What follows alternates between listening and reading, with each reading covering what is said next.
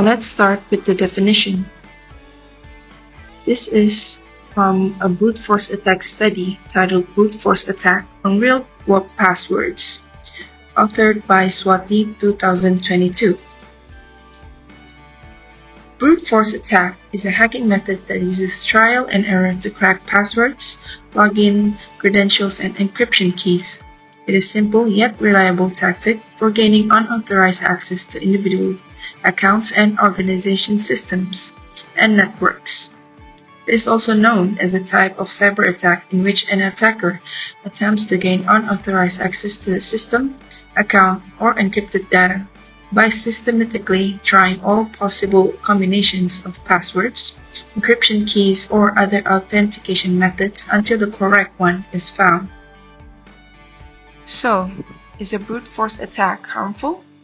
Yes, a brute force attack is harmful because it systematically attempts every possible password or encryption key combination until it gains unauthorized access to systems, accounts, or sensitive data. This type of attack can lead to data breaches, identity theft, and account compromises, especially when passwords are weak or predictable. It puts immense pressure on security systems, causing potential downtime, system crashes, or performance issues. This also gives various benefits to the hackers. First, they can profit from ads or collect activity data by gaining access to accounts, then using the compromised system to generate revenue through fraudulent ads or harvesting user data for further exploitation. Brute force attacks exist in several ways, but these are the 4 brute force attacks that I will be presenting. First off, we have simple brute force attacks that leads to hackers attempting to logically guess your credentials, completely unassisted from software tools or other means. Second, we have dictionary attacks. One of the most standard attack. A hacker chooses a target and runs possible passwords against that username. Dictionary attacks are the most basic tool in brute force attacks. While not necessarily being brute force attacks in themselves, these are often used as an important component for password cracking. Some hackers run through unabridged dictionaries and augment words with special characters and numerals or use special dictionaries of words. A hybrid attack usually mixes dictionary and brute force attacks. These attacks are used to figure out combo passwords that mix common words with random characters. A brute force attack example of this nature would include passwords such as Diannie 2001 or Diannie123. Then we have reverse brute force attacks. Just as the name implies, a reverse brute force attacks reverses the attack strategy by starting with a known password. Then, hackers search millions of usernames until they find a match. Many of these criminals start with leaked passwords that are available online from existing data breaches. And last but not least, we have credential stuffing. If a hacker has a username password combo that works for one website, they'll try it in tons of others as well. Since users have been known to reuse login info across many websites, they are the exclusive targets of an attack like this. Here are ways to prevent brute force attacks. First off, use strong passwords. Having a strong password policy is the simplest and most effective way of thwarting a brute force attack. You would want to create a complex password for your web application or a public server that is impossible to guess, but is relatively easy to remember. Next, limit login attempts. By default, most websites, especially if they run on WordPress, allow unlimited login attempts. If you are a website administrator, you can use a plugin to limit the login attempts possible on your site to block brute force attacks. The third one is monitor IP addresses. In relation to the second tactic, you should limit login attempts to users coming from a specified IP address or range. This is especially important if you have a hybrid work environment or most of your employees work remotely. Set up alerts whenever you encounter login attempts from anomalous IP addresses and make sure to block them. The fourth way is to use two-factor authentication, or known as 2FA. Two-factor or multi-factor authentication adds an extra layer of security to your accounts. Two-factor authentication requires a user to validate their identity when logging into an account before being granted access. And next, use CAPTCHAs. CAPTCHA stands for Completely Automated Public Turing Test to tell computers and humans apart. Essentially, CAPTCHAs are challenges that are difficult for automated computer programs to perform, but are easy for humans, such as spotting patterns or clicking in a specific area on a web page. And then we have use unique login URLs. Creating a unique login URLs for various user groups would be another challenging and time-consuming step for an attacker. It may not necessarily stop a brute force attack, however, it could deter attackers who can't be bothered. You can also disable root SSH login. Brute force attempts made on a secure shell protocol are made possible via the root user. Edit the SSHD config file and set it to deny user's root and permit root login number. Options to ensure that the root user cannot be accessed via SSH. And last but not least, you can also use web application firewalls. A web application firewall offers adequate protection against brute force attacks that attempt unauthorized access to your system. It usually enforces a maximum number of requests to a URL space from a source during a specific time interval. On to the next topic. Topic 2, intellectual property. As a software developer or the owner of a software company that has created an impactful software, it is crucial for me to protect my creation through intellectual property registration. This ensures my exclusive rights to my own software and allows myself to control its distribution, use, and commercialization. The process of registration this software's IP with the Intellectual Property Corporation of Malaysia involves several steps. The first step is I visited the My IPO website. The first step in registering my IP is to visit the website, which is the government body responsible for IP registration in Malaysia. My IPO oversees several types of IP, including patents, trademarks, industrial designs, and copyrights. And number 2 is to determine the relevant IP type for software. Copyright is the most applicable form of IP protection for software. This is because software code, being a form of literary work, can be protected under copyright law. Software is not typically patented unless it involves a unique technological process or innovation. Now here is where I started to register for my copyright. Onto the first step is to prepare the necessary documents, which I have provided a copy of my software code and details about the software, such as its title, release date, and a brief description of its functionality. Next, I've prepared any documentation about the software's development, such as design documents. Second step of registration is to access the My IPO registration portal. Through this portal, I visited the My IPO website and accessed the copyright registration section. The page for copyright registration, which is available under the copyright section on the website. And then I completed the online form with accurate details about the software. I was asked for details such as the creator's name, software title, description, and the type of work. The fourth step is I submitted the copy of the software code, and I also paid the registration fee. And number 6 is where I have submitted the application. After submitting my application, my IPO examines the details provided and review the documents that I submitted to ensure the software meets the requirements for copyright registration. And then I got my copyright certificate. And once my software is protected by copyright, it's essential for me to monitor its usage in the market. I have the exclusive right to distribute, sell, and license my software, and I also can prevent others from using it without my permission. In the event of IP infringement, I can take legal actions to protect my software and seek compensation for damages. Topic 3: Privacy and Surveillance.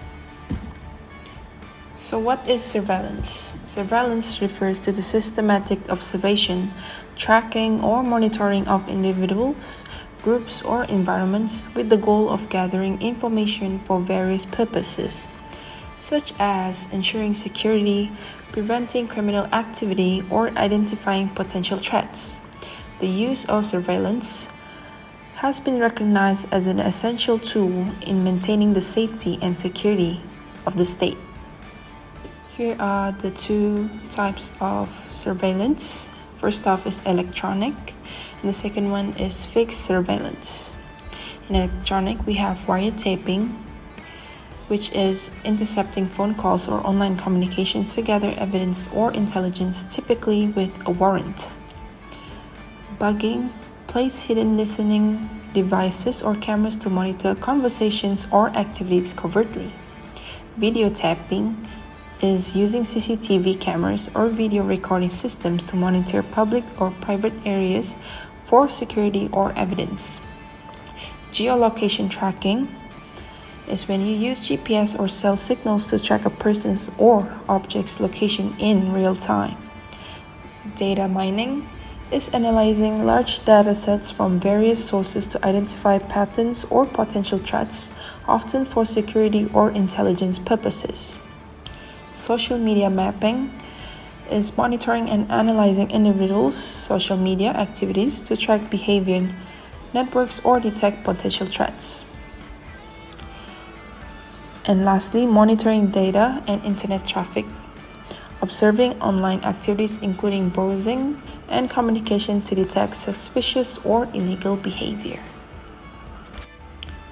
In fixed surveillance, covert surveillance is secretly observing individuals or location without their knowledge, often by law enforcement or intelligence agencies.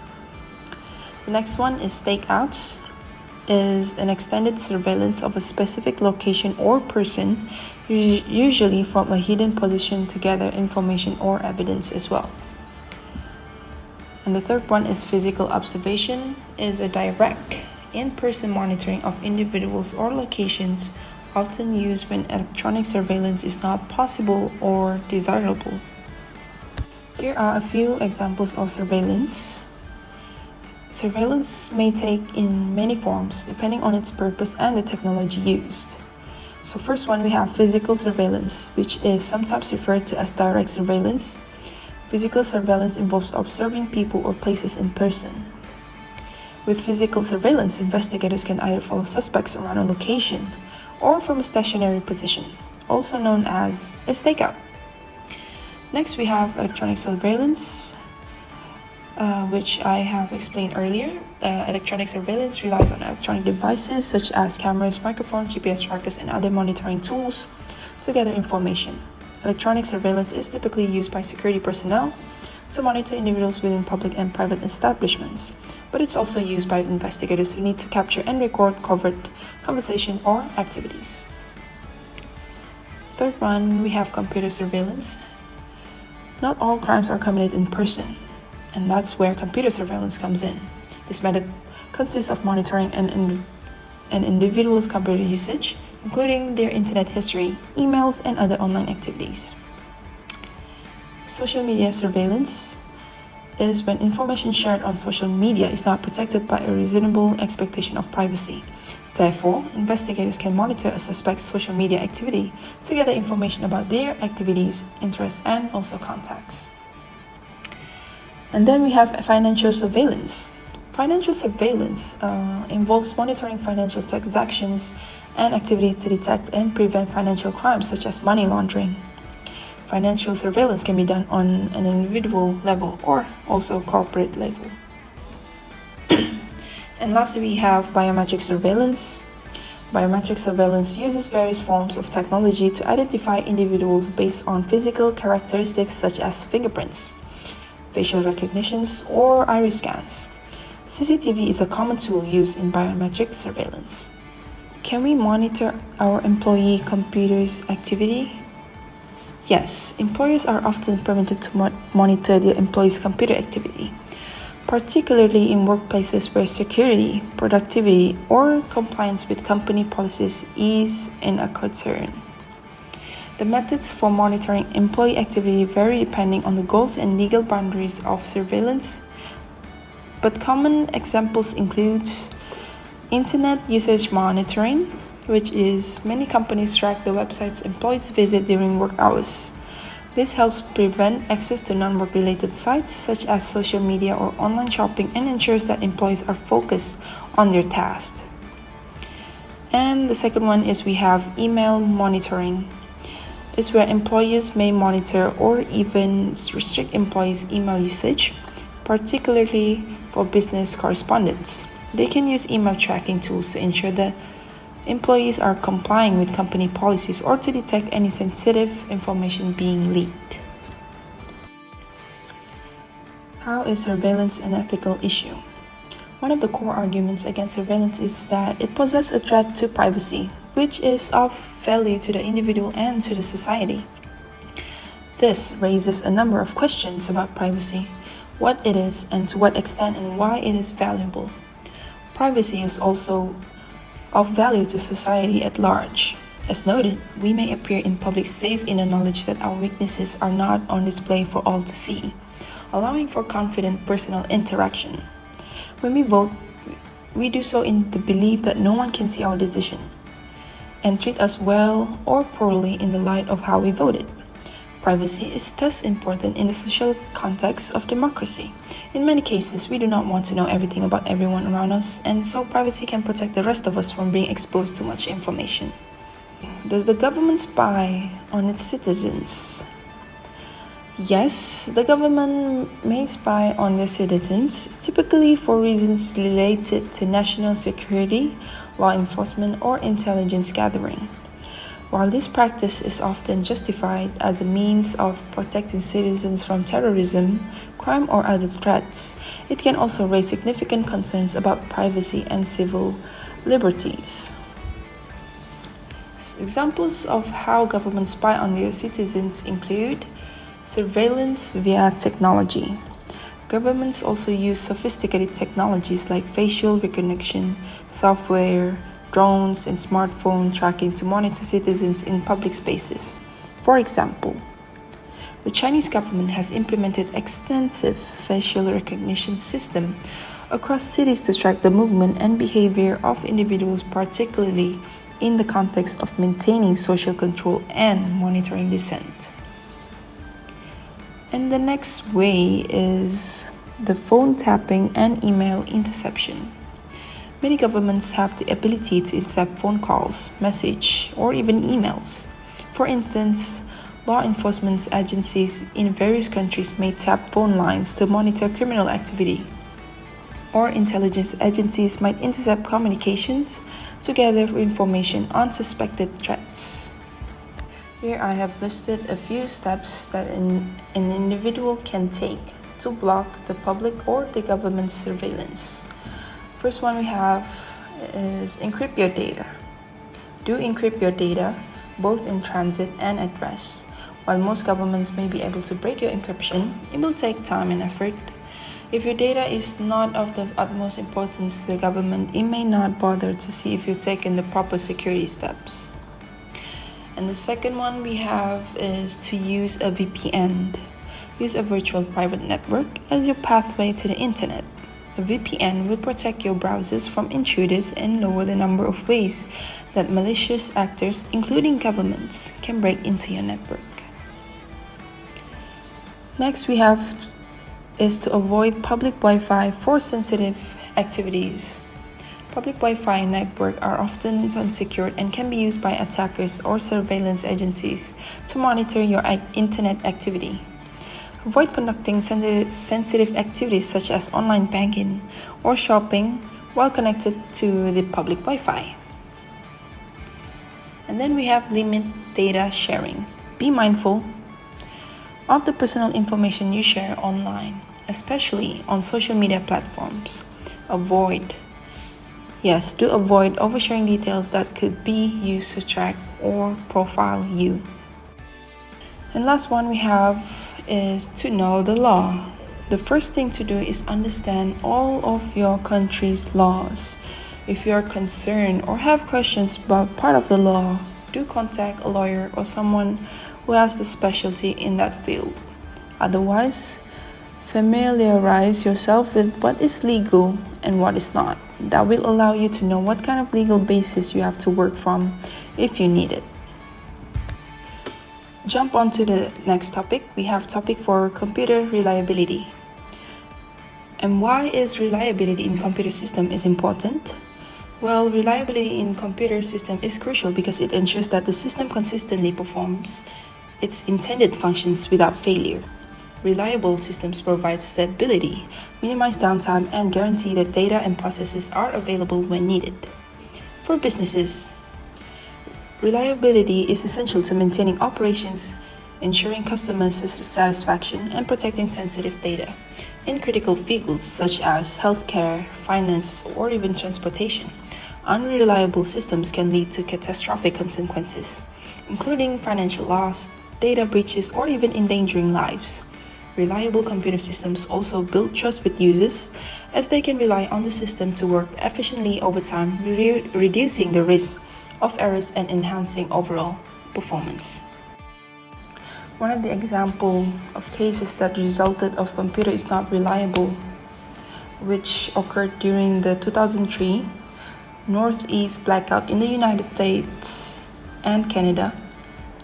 On August 14, 2003, a massive power outage affected around 50 million people across the northeastern United States and parts of Canada.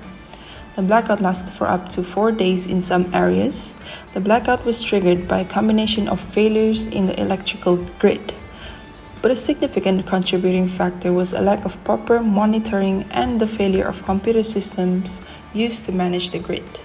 In particular, the power grid's control systems, which relied on outdated software, were unable to detect the growing fault conditions in the grid. The failure of automated systems meant that operators couldn't act quickly enough to prevent the cascading failures that led to the widespread blackout. Additionally, the computer systems used to monitor power flow didn't alert operators in time to identify the problems before they escalated.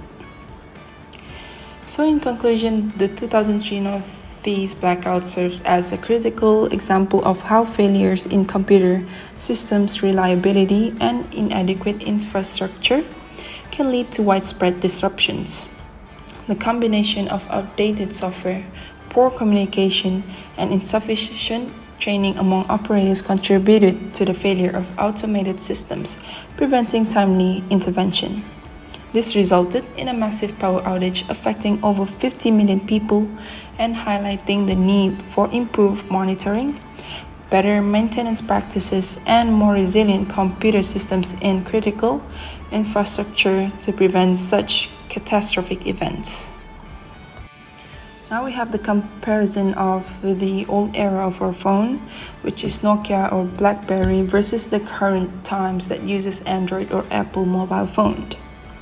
So in my opinion, the mobile phone reliability between the era of Nokia or BlackBerry and the current time, which uses Android or Apple mobile phones, has evolved significantly in terms of both hardware and software reliability, with notable advancements and some trade-offs.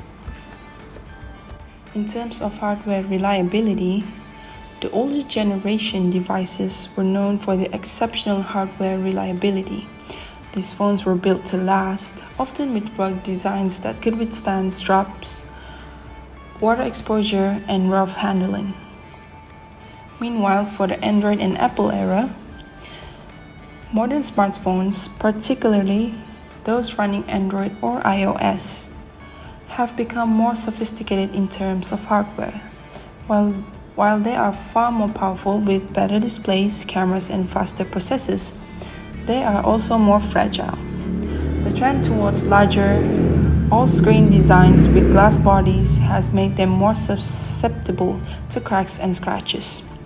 Battery life has improved, but battery degradation is a common issue over time due to more power-hungry features and apps. The hardware is generally more advanced but less durable, and repairs can be costly compared to older or simpler phones.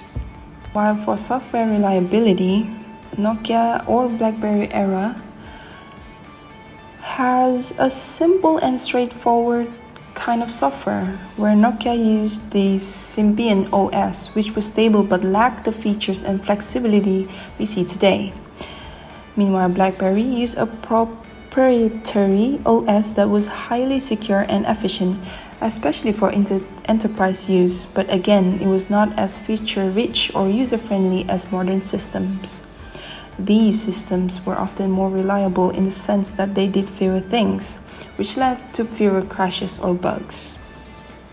And if we look into the Android and Apple era, we can see that the modern Android and iOS operating systems are far more complex, offering an enormous range of functionalities from high-end gaming to complex multitasking and app ecosystems. This complexity introduces new challenges in terms of software reliability. While both platforms are stable overall, software bugs and crashes and updates that introduces new issues are more common. Frequent software updates can cause problems on older devices, leading to slower performance or compatibility issues. However, the modern systems also offer a much richer and dynamic user experience, which older phones simply couldn't match. And now we have arrived at the last topic, which is topic 5, professional ethics.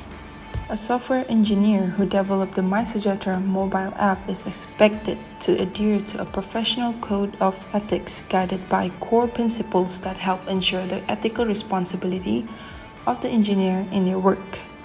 And now we will discuss the engineer's ethical obligations based on the 4 principles, which is public, client and employer, product, and judgment. Moving on to the first one is public.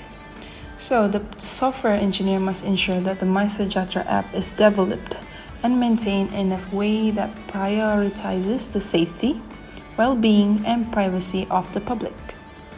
Given that the app handles sensitive health data, the engineer must ensure that the app adheres to data protection regulations, implements strong cybersecurity measures, and minimizes any risks to personnel information. The engineer should also make the application accessible to a wide demographic, including those with disabilities, ensuring that it serves the public good without causing harm. And the next one we have is client and employer. The engineer's responsibility to their employer, which is the government or health agencies in this case, is they are needed to fulfill the requirements of the MySejahtera app with professionalism and dedication. This includes developing the app according to the client's specifications, deadlines, and budget, while also providing transparency in progress and challenges. However, the engineer must also balance the obligation with the responsibility to the public, ensuring that the app's development aligns with ethical standards, even when it may conflict with immediate business or governmental pressures. The third one here is the product. The engineer has an ethical obligation to ensure that the MySejahtera application is of high quality, functional, and also reliable. The app should be designed to meet the intended goals effectively, especially in terms of public health tracking, user interface, or even accuracy of information. The engineer should prioritize the long-term reliability of the app, conducting rigorous testing to eliminate bugs and ensure that the app performs as expected across various devices and user conditions. The engineer must also anticipate potential misuse or abuse of the app's features and address these issues proactively in the design phase. And the last one is the judgment. The software engineer must exercise sound judgment in decision making throughout the development of the MySejahtera app itself.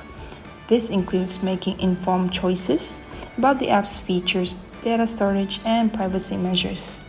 The engineer must critically evaluate any trade-offs between functionality and user privacy, ensuring that the app's design prioritizes the public interest without compromising ethical standards for the sake of efficiency or convenience. This principle also involves avoiding conflicts of interest and acting in a way that ensures integrity of the software development process.